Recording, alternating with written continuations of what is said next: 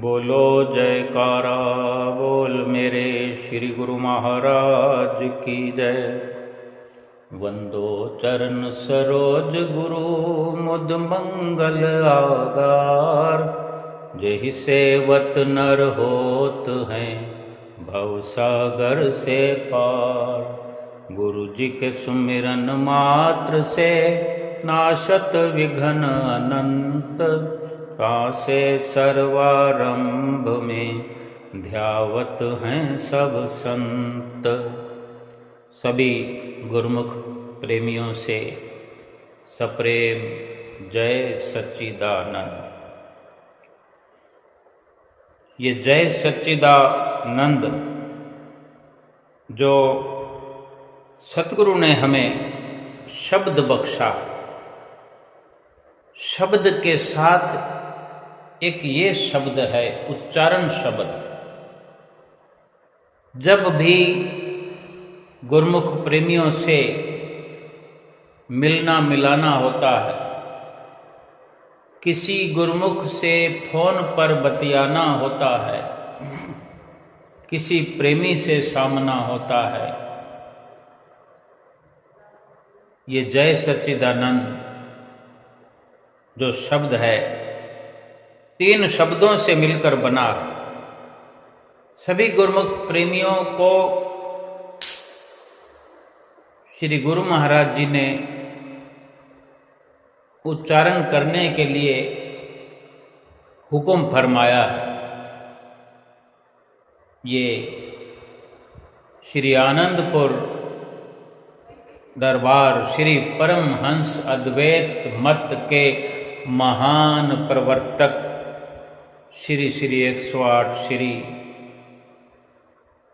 पहली पातशाही जी श्री परमहंस दयाल महाराज जी की आज्ञा व मौज से, उन्हीं के समय से ये शब्द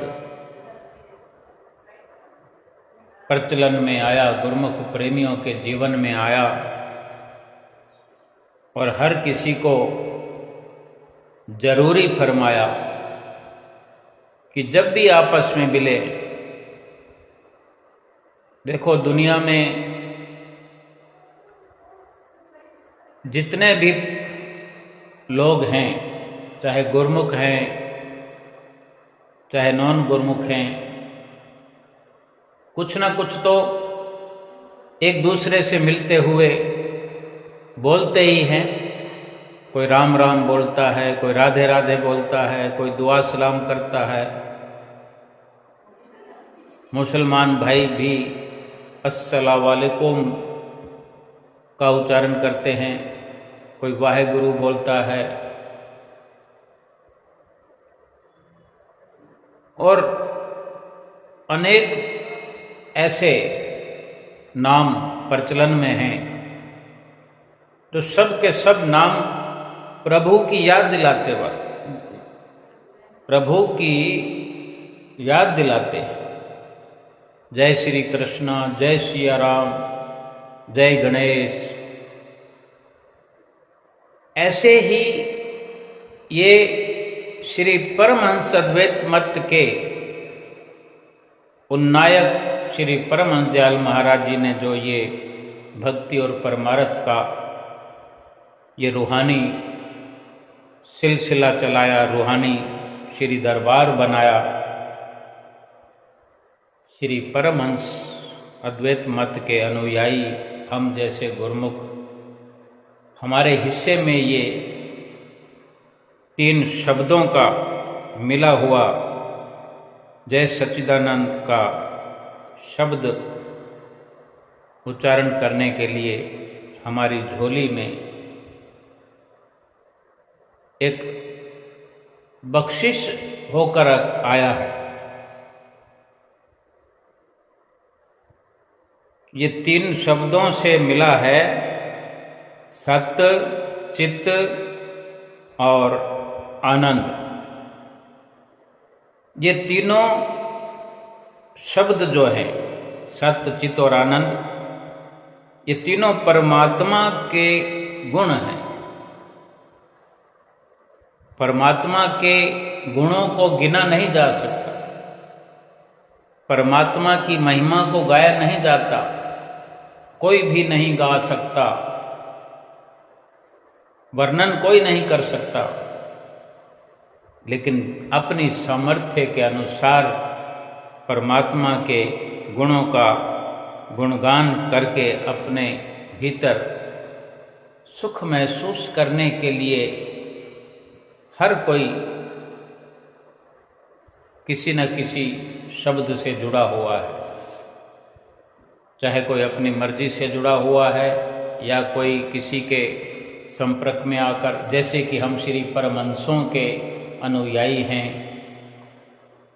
श्री परमहंसों की चरण शरण हमें मिली है, श्री दरबार के हम सेवक हैं, हमें ये 3 शब्दों का मिला जुला ये जय सच्चिदानंद का उच्चारण जो मिला हुआ है और हम करते हैं,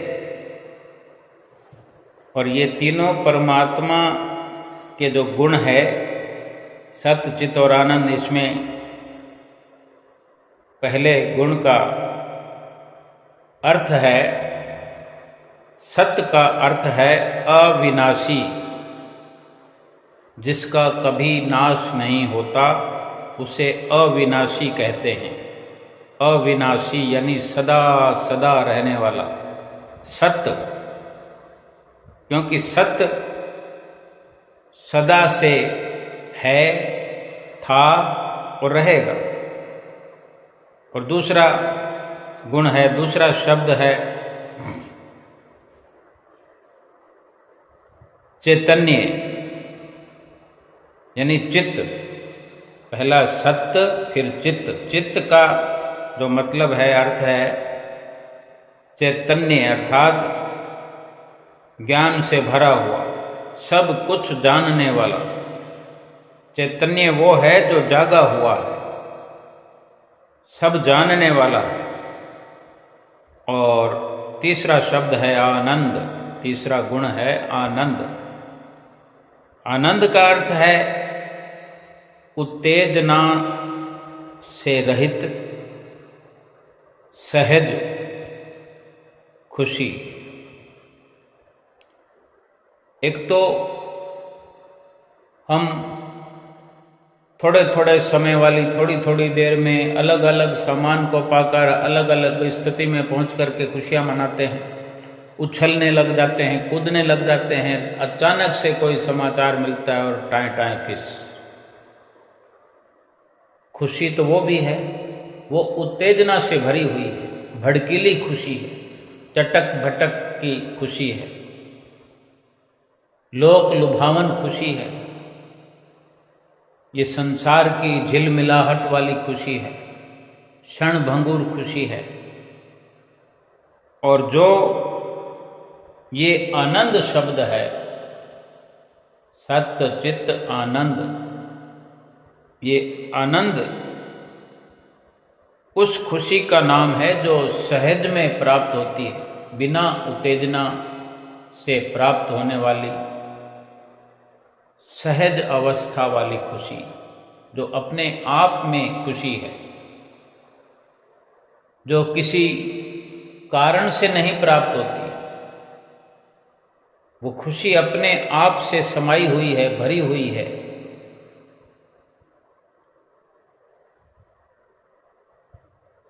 यानी इस जय सच्चिदानंद का अर्थ है कि आपके हृदय में जो सत्य चित आनंद रूप श्री सतगुरुदेव महाराज जी विराजमान हैं, उनकी जय हो।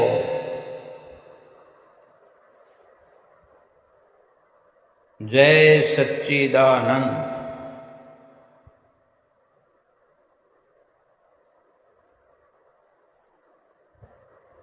हम जिसको भी जय सच्चिदानंद बोलते हैं, हम उसे ये कह रहे हैं अपनी ओर से विनम्र भाव से, हाथ जोड़कर। सिर तो झुकाना ही होता है, अगर हाथ जोड़ करके ये शब्द उच्चारण किया जाए और शब्द उच्चारण करते हुए, हाथ जोड़ते हुए, आंख अगर बंद भी हो जाए, एक बार पलक झपक जाए, देखो हमने सतगुरु से मिला हुआ शब्द उच्चारण कर लिया, हाथ जोड़ लिया, सिर को नमन भाव में झुका लिया और आंख की पलक एक बार झपक जाए और उस झपकती हुई पलक में हमारी सूरत अंदर जो हमारे भी मस्तक पर सतगुरु विराजमान हैं और जिससे जय सच्चिदानंद हम कह रहे हैं, उसके अंदर भी सतगुरु वैसे के वैसे ही हमारी तरह विराजमान हैं। जब एक पल के लिए, एक पलक झपकने जितनी देर अगर हम अंतर्मुखी सूरत कर सकें और सतगुरु का ध्यान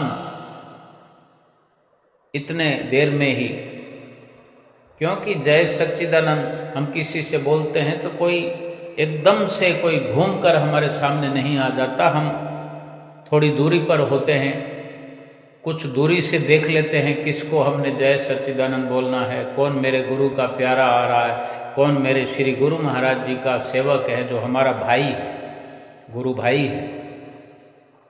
बेशक खून का रिश्ता नहीं है, ब्लड रिलेशन नहीं है तो क्या हो, लेकिन आत्मिक संबंध तो पूरे संसार वासियों से हर किसी से है।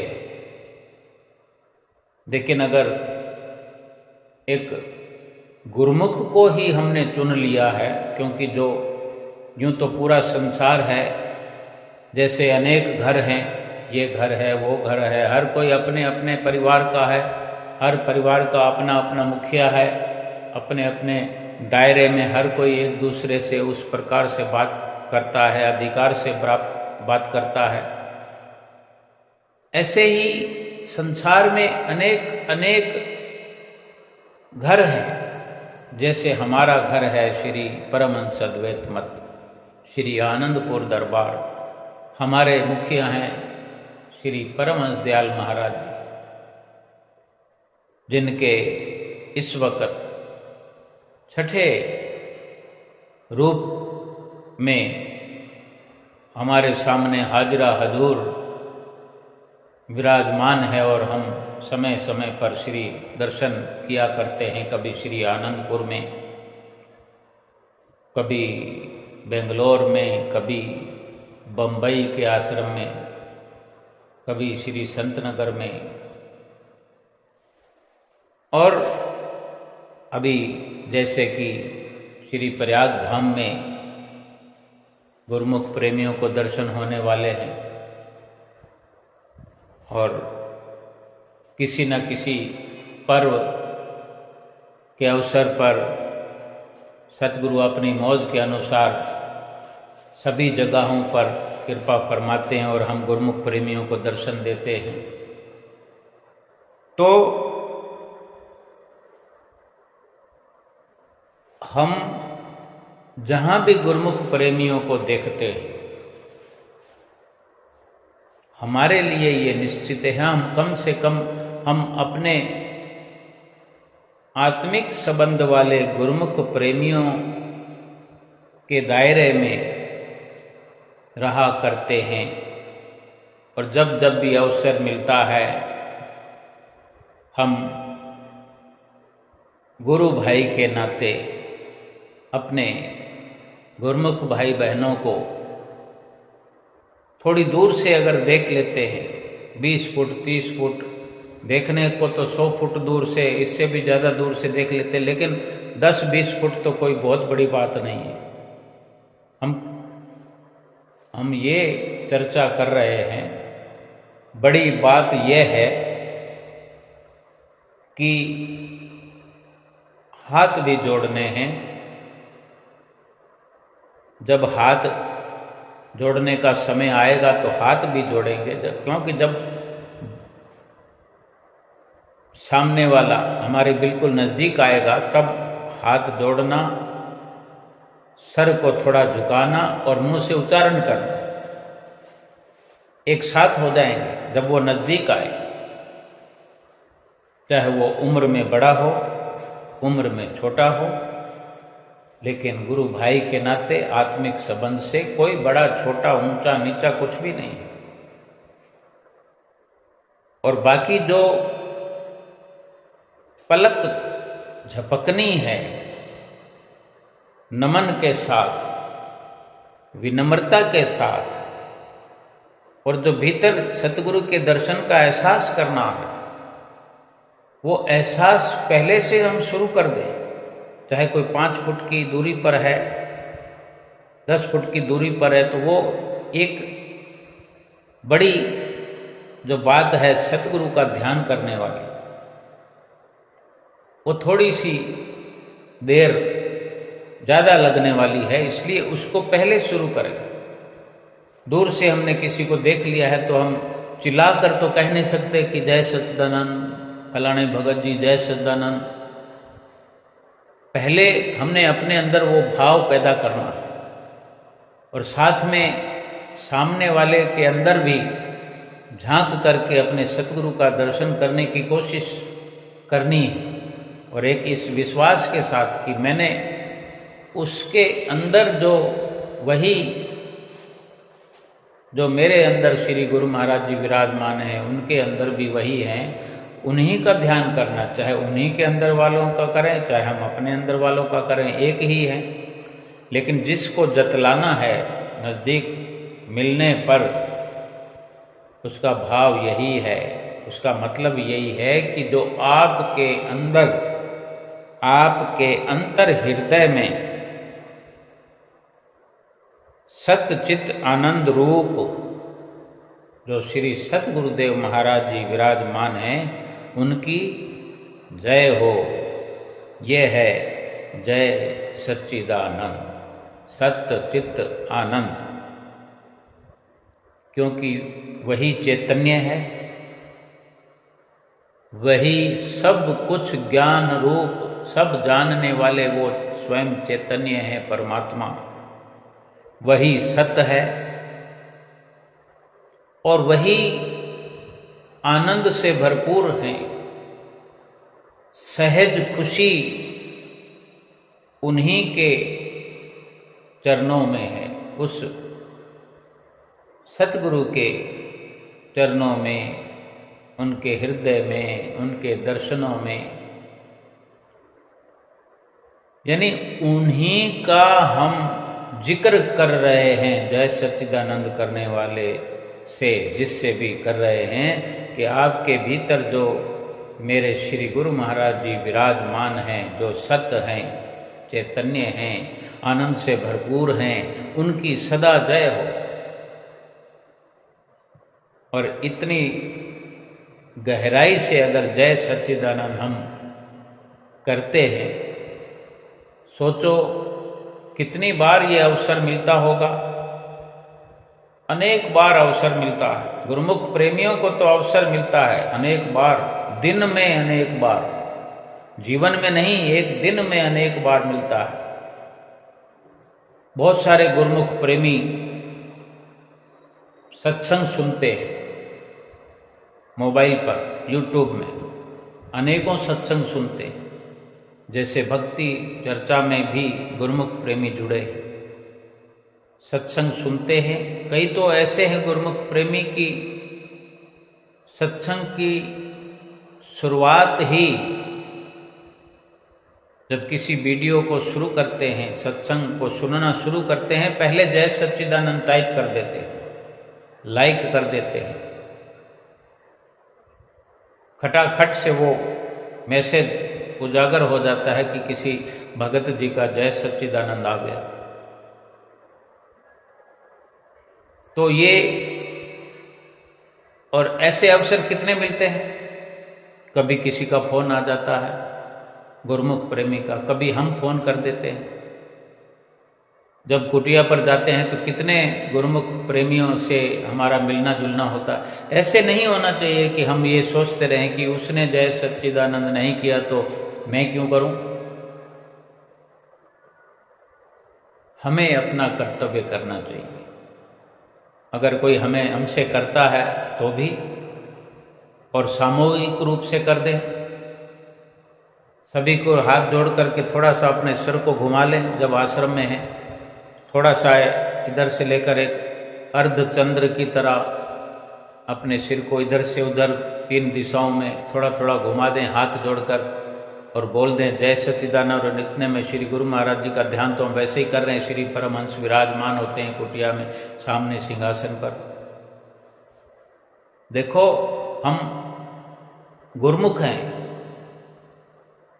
हम सतगुरु के अंश हैं।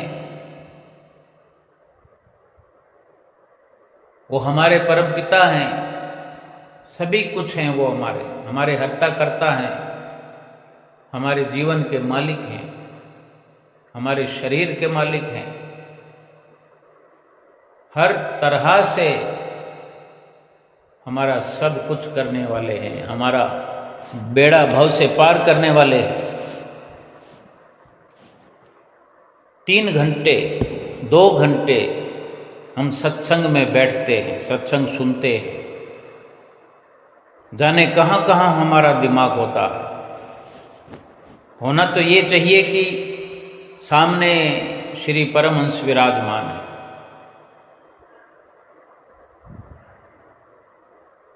6 के 6 परमहंसों के स्वरूप विराजमान है। यही होना चाहिए कि हम सामने श्री परमहंस महान विभूतियों के दर्शन करते रहे। श्री आरती में,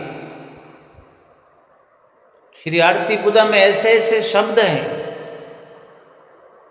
कि बरबस हमें श्री परमहंसों की ओर ध्यान एकाग्र करने के लिए मजबूर करते हैं, बरबस जबरदस्ती। जैसे श्री आरती विनती और स्तोत्र के पश्चात स्तुति, जो संध्या समय की श्री आरती पूजा का अंतिम सोपान है स्तुति, उसमें एक लाइन है,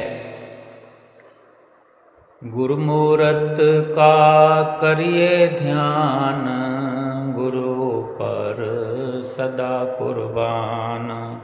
तो जब ऐसा उच्चारण हम मुख से करते हैं कि गुरु मूर्त का करिए ध्यान, और सुबह सुबह जो आरती से पहले अमृत वेला बोला जाता है उसमें भी ये उच्चारण, गुरु मूर्त का करिए ध्यान,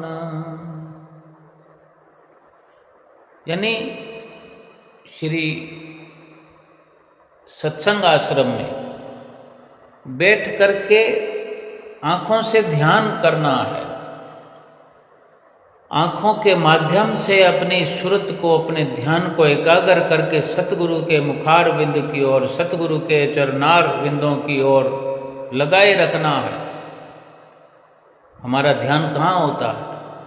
हम अपने ध्यान को देखें, हम अपने ध्यान की ओर दौड़ लगाएं कि वो कहाँ भाग रहा है ध्यान। वहाँ होकर भी कहीं और कुटिया से, आश्रम से कहीं बाहर ध्यान कैसे जा रहा है।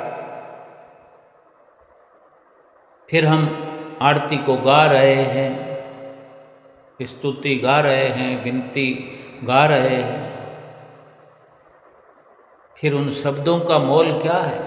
क्या लाभ उठा रहे हैं? जबकि क्या लाभ उठा सकते हैं, कितना फायदा हमें हो सकता है, और कितने में ही मात्र गुजारा करके रह रहे हैं। एक आदमी जो कि दिहाड़ी मजदूर है, उसी के साथ पढ़ने वाले कोई डॉक्टर, कोई इंजीनियर बन जाते हैं। एक बाप के 4 पुत्र हैं तो कोई किसी शॉप पे प्राइवेट दुकान पे काम कर रहा है, कोई प्राइवेट अच्छी जॉब कर रहा है, कोई सरकारी जॉब में, कोई अपना बिजनेस कर रहा है, तो कोई ऐसा भी है जो और भी निम्न स्तर पर हो सकता है, दिहाड़ी मजदूर हो। एक क्लास के अंदर दो दोस्त हैं, क्लास फेलो हैं, दोस्त भी हैं, आगे चलकर 20 साल के बाद मिलते हैं, स्कूल छोड़ने के, कॉलेज करने के बाद कहीं 20 साल बाद मुलाकात होती है। एक बड़ा आदमी बना हुआ है और एक बहुत ही नीचे स्तर पर है। चाहता तो वो भी है ना कि बड़ा आदमी बने, लेकिन इतना बड़ा फर्क है। स्कूल में पढ़ाई की शुरुआत के समय जब समझ नहीं थी तो माता पिता ने ये ख्वाब देखा होगा कि मेरा बच्चा पढ़ के अच्छा ऑफिसर बने, अच्छा ज्ञान अर्जित करे, लाभ उठाए, अपने जीवन को सुचारू रूप से चलाए, और उसी के चलते अच्छा प्रयास माता पिता ने किया होगा। माता पिता ने अपने लिए कुछ भी सुख सुविधा ना देखते हुए अपने बच्चे के लिए सारी सुख सुविधाएं जुटाई होंगी। ऐसे ऐसे माता पिता हैं, हम समझ सकते हैं।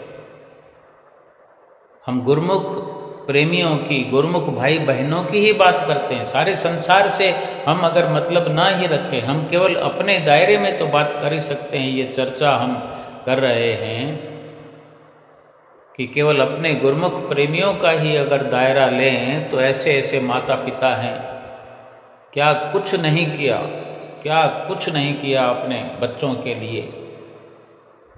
कोई डॉक्टर बनाना चाहता था, कोई इंजीनियर बनाना चाहता था, कोई सीए बनाना चाहता था, कोई प्रोफेसर बनाना चाहता था, और बनाया, बखूबी बनाया। उनको खुशी हुई, उनको दुख सहन करके भी खुशी हुई। बेशक कोई प्रारब्ध कर्म के चलते कुछ भी आगे चल के हुआ, माता पिता ने जो मेहनत की, कम से कम उनको ये तसल्ली तो अवश्य रही है। बेशक उनकी मेहनत केवल इसी लोक के लिए है, और बच्चे जितना होनहार बने या उन्होंने क्या रिप्लाई माता पिता के लिए किया या नहीं किया, ये एक सांसारिक विषय है, सामाजिक विषय है। रिप्लाई करना चाहिए।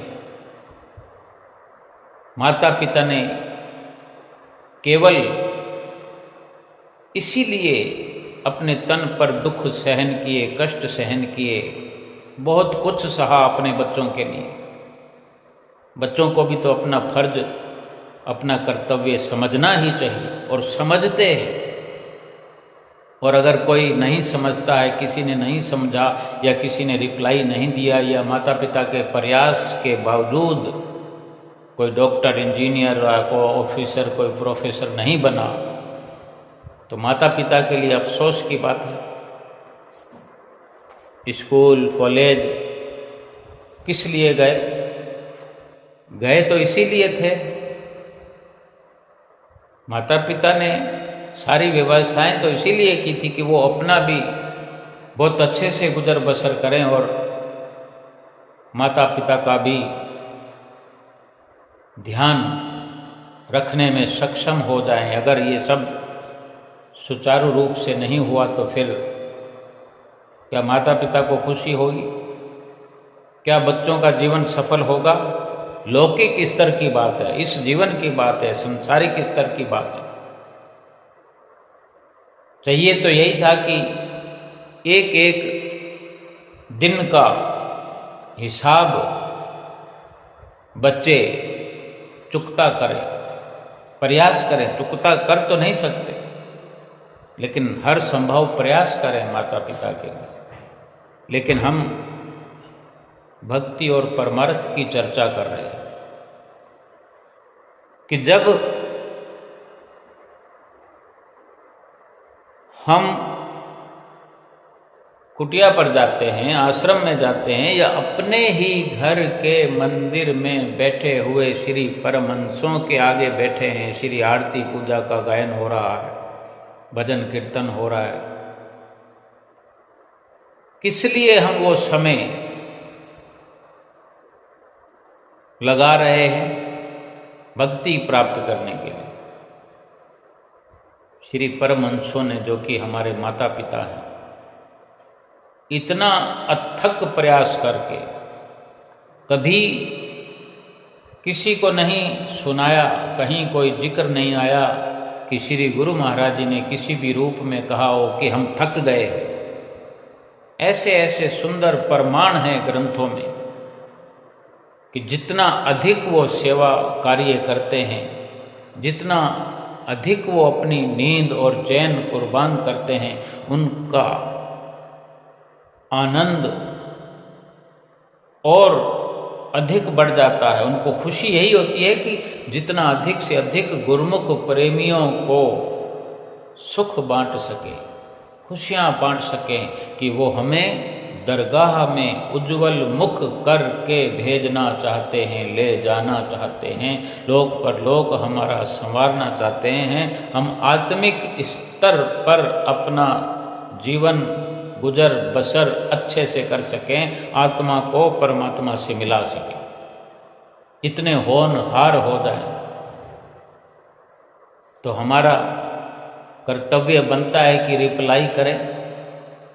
इतनी जो परमहंसों ने मेहनत की है, पहली पातशाही गुरु महाराज जी ने, दूसरी पातशाही गुरु महाराज जी ने, तीसरी पातशाही गुरु महाराज जी ने, चौथी पातशाही गुरु महाराज जी ने, पंचम पातशाही गुरु महाराज जी ने, और अभी हाजरा हजूर गुरु महाराज जी हमारे कितना अथक प्रयास कर रहे हैं,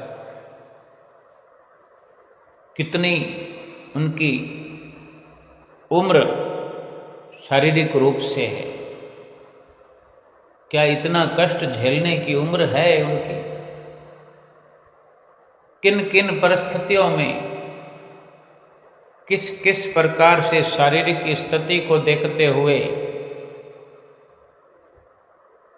हमें ताज्जुब होना चाहिए, हमें गहराई से सोचना चाहिए, विचार करना चाहिए कि हमारे लिए जो उन्होंने रास्ता बनाया है, हम उस पर चलने के लिए भी सक्षम क्यों नहीं हैं। ऐसी ऐसी आरती के में शब्द मिले हैं गाने को, गुरु मुहूर्त का करिए ध्यान। हम बोल रहे हैं गुरु मुहूर्त का करिए ध्यान, लेकिन हमारा ध्यान कहीं और लगा हुआ है। परमहंसों के सामने बैठे हुए भी हम कहीं सुरती को कहीं और भेज रखा है, दूर कहीं। कई बार तो 7 समुंदर पार हमारा ध्यान चला जाता है, किसी रिश्तेदार के घर, किसी मित्र के घर, किसी अपने के घर, नहीं तो और समाचार के नज़रिए से लंदन कनाडा में क्या हो रहा है, क्या नहीं हो रहा, कहाँ युद्ध हो रहा है, कोई स्कीम चल रही है, कुछ ना किसी बहाने हमारी समाचारों को सुनते हैं। तो समाचार सुनते रहेंगे, समाचार तो देश विदेश के सारे समाचार होते हैं। जिन जिन देशों का नाम सुनते हैं, जिन जिन लोगों का नाम सुनते हैं, उन्हीं के साथ हमारी सुरत जुड़ जाती है। सत्संग में बैठे हुए भी सुरत वहाँ फिर भागती रहती है, भागती रहती है। ये शब्द इसलिए लिखे हुए हैं कि जब जब सुरत भागे तो हम जिह्वा से जो उच्चारण करते हैं, गुरु मुहूर्त का करिए ध्यान, तो तुरंत हम जबरदस्ती अपने ध्यान को, अपनी सुरत को खींच कर लाएं और श्री परमहंसों के मुखारविंद में, श्री परमहंसों के चरणार विंदों में लगाएं। फिर भी अनेक कमियां हो जाती हैं, जितना जितना ध्यान भटकता है। तो हमें ये अवसर मिला हुआ है कि हम वहाँ पहुँच करके श्री आरती पूजा से पहले पहुँचने का प्रयास करें, और पहले पहुँच करके वहाँ पर उपस्थित महात्मा जन हैं, भाई जन हैं, उनसे जय सच्चिदानंद करते हैं। चरण वंदना करने का संतों महापुरुषों के साथ तो चरण वंदन बोलने का ये मूल मंत्र मिला हुआ है। गुरुमुख प्रेमियों से जय सच्चिदानंद करने का ये मूल मंत्र मिला हुआ है। जो भी उपस्थित है उनके साथ ये जय सच्चिदानंद और चरण वंदना करने का हमें अवसर मिलता है। और जब जब भी ऐसा अवसर मिलता है, बिल्कुल गंभीर होकर गहरे ध्यान में डुबकी लगा के, गोता लगा के जय सच्चिदानंद करें, चरण वंदन करें। श्री परमहंसों को माथा टेकते हुए भी, माथा टेक करके, सर उठा करके, मुखारविंद को तकते हुए, आंखों में आंखें डाल के सतगुरु का ध्यान करते हुए, फिर दूसरी पातशाही गुरु महाराज जी को मत्था टेके, फिर सिर उठा करके उनका भी स्वरूप ध्यान में लाएं। इसी प्रकार सभी श्री परमहंसों को निहारते हुए, देखते हुए, आंखों में आंखें डालकर ध्यान करते हुए, सर सिंहासन पर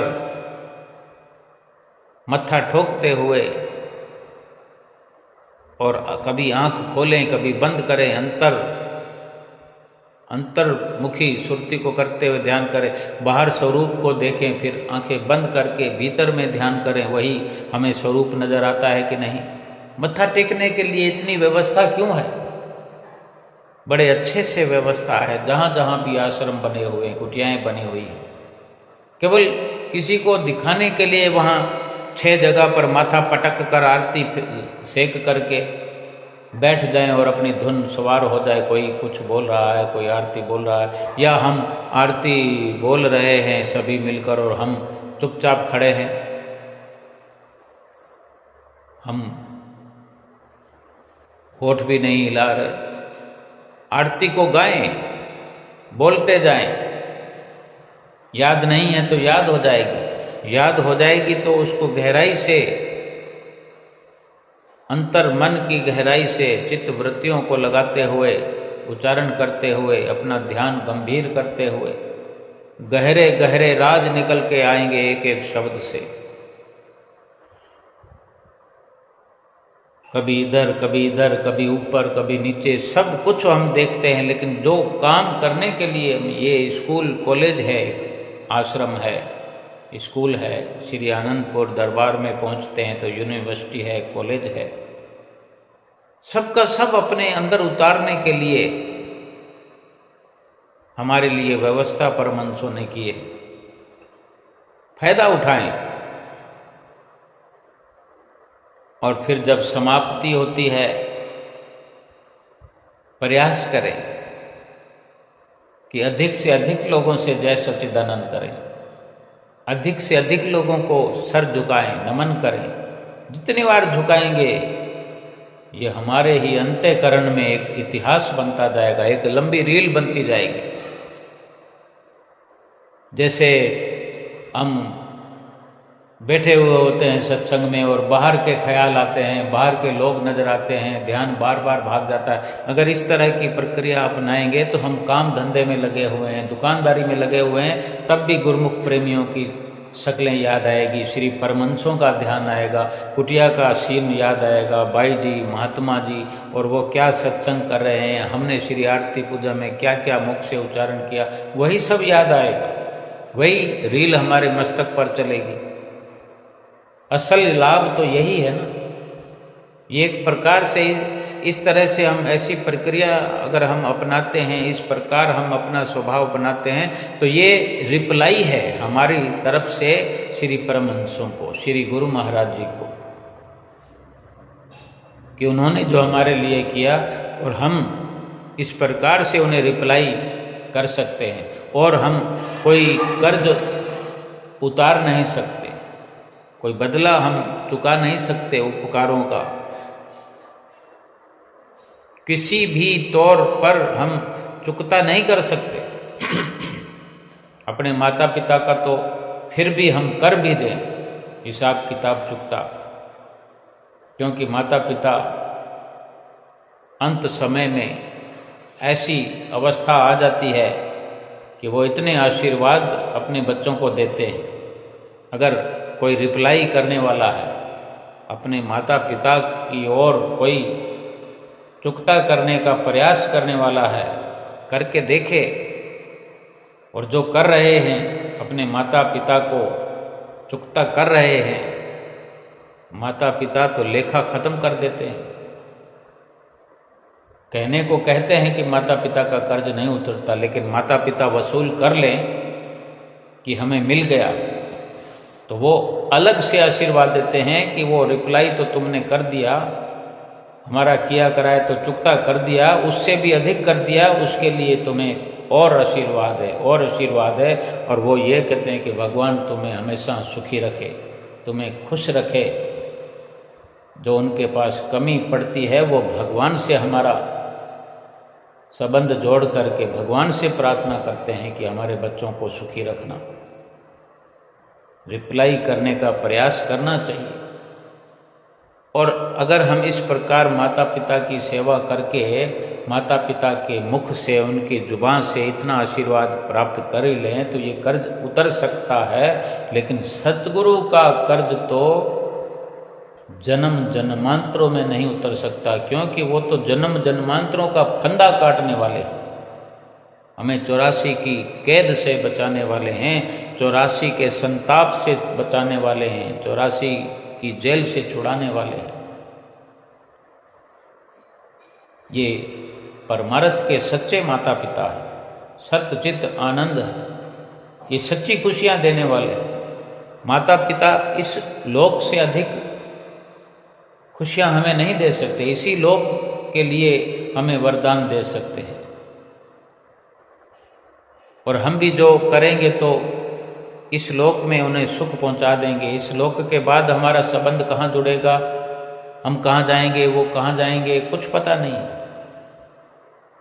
यानी सारी कार्रवाई यहाँ की यहाँ हम समझें कि ठप हो जाएगी, तो ये एक जीवन की बात है। लेकिन माता पिता की अगर सेवा करते हैं तो उससे इतना बड़ा लाभ ये होता है कि माता पिता की सेवा करने वाला अगर परमार्थ में चलता है, भक्ति के रास्ते पर चलता है, तो 100 गुना, 1000 गुना, लाख या करोड़ गुना अधिक तरक्की करता है उस इंसान से जो कि कोई माता पिता की सेवा से वंचित है। उससे करोड़ों गुना अधिक वो भक्ति में तरक्की करेगा, क्योंकि सतगुरु भी ऐसे गुरुमुख प्रेमियों को अधिक आशीर्वाद देते हैं। और जिसको सतगुरु अधिक आशीर्वाद देते हैं, भक्ति की निपुणता तो तभी मिलती है। भक्ति में निपुण तो तभी होता है जब सतगुरु दिल से दुआ देते हैं। और सतगुरु अंतर्यामी है, वो सब जानते हैं कि हम माता पिता की सेवा करते हैं कि नहीं। जिसने माता पिता की सेवा करके भक्ति परमार्थ में साथ के साथ कदम रखा हुआ है, गुरुमुख प्रेमियों के दिलों में ये महसूस होता होगा कि वो सतगुरु के जब दर्शन करते हैं तो उन्हें अपने माता पिता की भी छवि एक साथ नजर आती है। और जब माता पिता की सेवा कर रहे होते हैं तो श्री गुरु महाराज जी की छवि भी उनके माता पिता की छवि में नजर आती है, क्योंकि वो ये लोक भी सुखी कर रहा है माता पिता की सेवा करके, और सतगुरु का आशीर्वाद प्राप्त करके जो सेवा करता है उनके माता पिता का भी उद्धार श्री गुरु महाराज जी करते हैं। श्री गुरु महाराज जी आशीर्वाद देते हैं ऐसे बेटों को, ऐसे बच्चों को, कि वो ऐसा माता पिता के बारे में भी आशीष करते हैं कि माता पिता ने अपने बच्चों को ऐसे संस्कार दिए, श्री आरती पूजा करना सिखाया, श्री आनंदपुर में आना जाना सिखाया, श्री परमहंसों को मत्था टेकना सिखाया। हम अपने बच्चों को सिखाते हैं, गुरुमुख प्रेमी अपने बच्चों को यही कुछ सिखाते हैं और बचपन से सिखाते हैं जय सच्चिदानंद। छोटे छोटे बच्चे हाथ जोड़कर जय सच्चिदानंद करते हैं। और अगर एक उम्र दराज 40, 50, 60 साल का बंदा अगर जय सच्चिदानंद करे और जय सच्चिदानंद का मतलब ही पता नहीं हो, फिर लाभ कैसा होगा? लाभ भी वैसा ही होगा। हम स्कूल में कुछ पढ़ते हों, उच्चारण करते हों, याद करते हों और पूछ लिया जाए मौखिक में भी इसका आंसर क्या है और हमें ना आए तो फिर नंबर थोड़ी मिलेगी। जब भी प्रोग्राम समाप्त हो, चाहे कुटिया पर हो या श्री दर्शन हाल में हो या अपने घर में हो, अपने घर में जितने लोग आरती करते हों, आरती की समाप्ति के बाद कम से कम जय सच्चिदानंद करें। जयकारा लगाने में भी बहुत सारी क्वालिटी है। सब कुछ समाप्त हो जाता जब बोलो जयकारा, बोल मेरे श्री गुरु महाराज की जय, बोलो साचे दरबार की जय, श्री आनंदपुरवासी भगवान की जय, सब संता महात्माओं की जय, बोलो जयकारा, बोल मेरे श्री गुरु महाराज की जय, जय सच्चिदानंद। अगर घर में भी हम कर रहे हैं तो ये एक नियम बना हुआ हो, यानी हर प्रकार से जय सच्चिदानंद करने का लाभ उठाना चाहिए। कोई सत्संग सुन रहे हैं मोबाइल में, यूट्यूब पर भी सत्संग सुन रहे हैं, तो जय सच्चिदानंद का उच्चारण जरूर करें और जवाब भी पाएं। कितना अच्छा लगता है अगर हम कुटिया में प्रोग्राम समाप्ति के बाद खड़े होकर फिर श्री गुरु महाराज जी को माथा टेकते हुए थोड़ी देर के लिए 1 मिनट में 1.5 मिनट में सभी परमहंसों के आगे माथा टेक लेते हैं। अगर 1-1.5 मिनट की जगह अगर 1 मिनट और ज़्यादा लगा दें, 2 मिनट लगा दें, 2.5 मिनट लगा दें तो बल्ले बल्ले हो जाएगी। क्योंकि बाहर भी दर्शन, अपने भीतर भी दर्शन। जब गुरु महाराज जी को सामने ताकते हैं, तक रहे हैं, देख रहे हैं, आंखें खुली हैं। जब मेज पर मत्था टेक रहे हैं, मत्था ठोक रहे हैं, आंखें बंद कर ली। मेज को थोड़ी देखना, यानी जब मत्था पटक लिया है, सिर झुका लिया है, तो आंख को बंद कर लो। आंखों को बंद करके सुरत अपने ध्यान को अंतर्मुखी करो। जो हमने पहली पातशाही जी के दर्शन किए, अपने अंदर टटोलें कि अंदर आ गए कि नहीं। ऐसे ही दूसरी पातशाही गुरु महाराज जी के लिए देखें अंदर आ गए कि नहीं। रोज अगर ऐसा करेंगे तो सभी के सभी आकर के अंदर बैठ जाएंगे। जो हमने मंदिर बाहर देखा है, सिंहासन पर विराजमान सबको बाहर देखा है, वो सब के सब हमारे भीतर आए बैठे होंगे। और फिर बन गया हमारे मंदिर, हमारे अंदर बन गया मंदिर।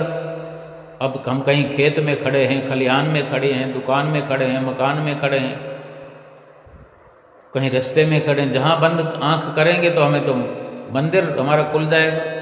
श्री मंदिर जो हमारा बना है, आंख बंद किए ही और श्री परमहंसों का ध्यान आ गया तो वो मंदिर है। कितनी बड़ी रचना हमारे श्री परमहंसों ने बनाई। ये जय सच्चिदानंद के माध्यम से हम इतना गहराई में उतर सकते हैं, गोता लगा सकते हैं। हम सभी सब के सब श्री गुरु महाराज जी के अंश हैं, श्री परमहंसों के अंश हैं।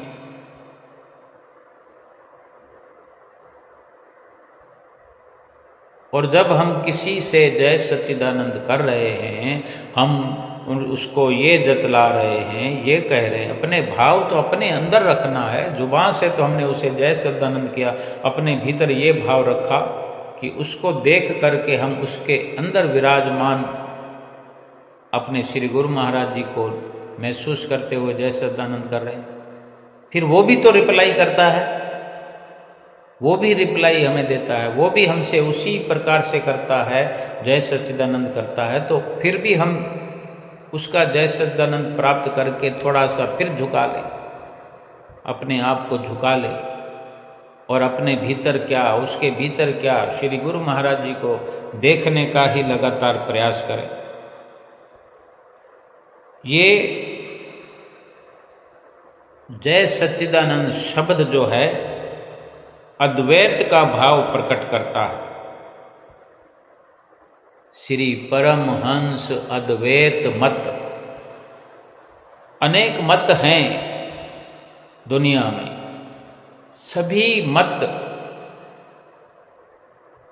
भगवान की भक्ति करना सिखाते हैं।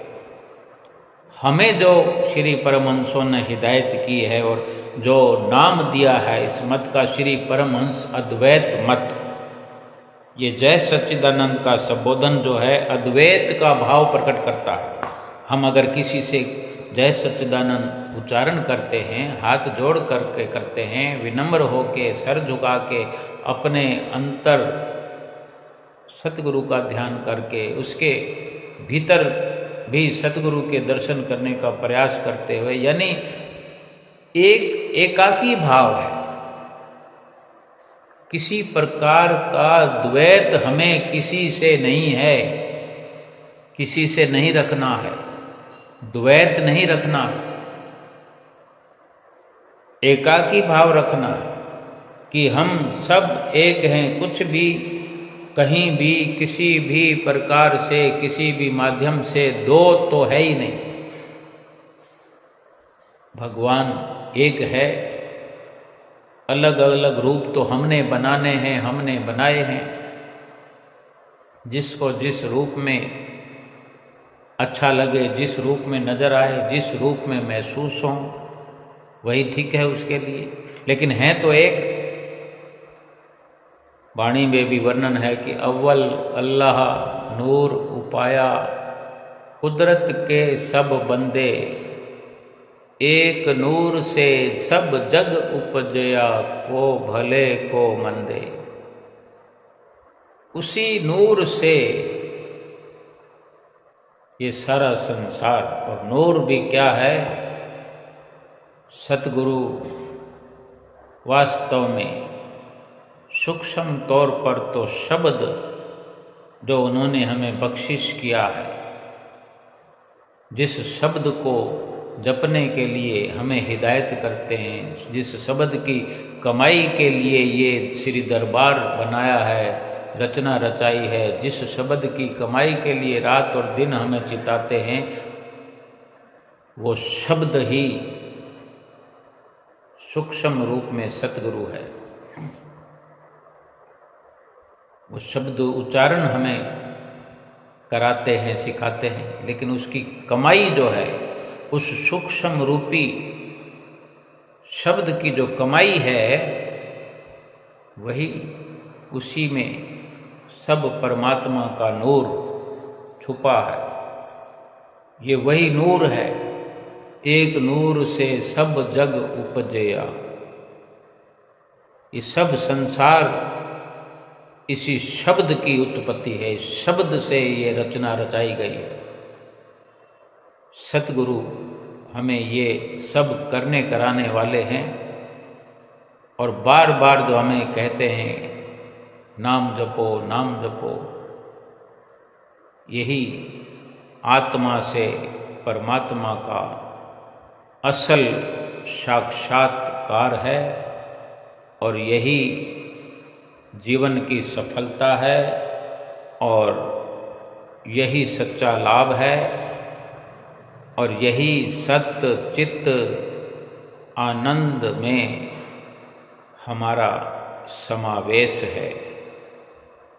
बोलो जयकारा बोल मेरे श्री गुरु महाराज की जय। जय सच्चिदानंद।